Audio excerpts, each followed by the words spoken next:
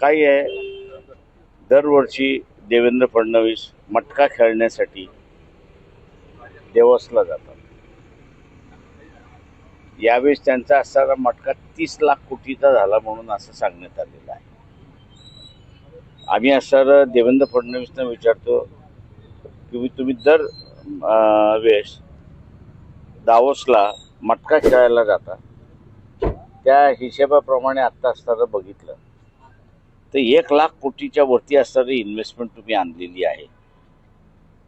त्या मटक्याचा आकडा निघाला, बरोबर आहे, तुम्ही आम्हाला सांगितलं, परंतु तो जिल्ह्यामध्ये फॅक्टरीच्या रूपाने, डेव्हलपमेंटच्या रूपाने, अमुक ह्याच्या रूपाने किती आला आणि कसा डिस्ट्रीब्यूट झाला त्याचं जरा विवरण दिलं तर अधिक चांगलं होईल.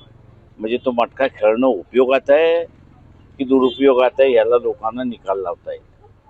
मटका हारले की जिंकले? डेव्हलपमेंट झाली तर जिंकले, डेव्हलपमेंट झाली नाही तर हारले.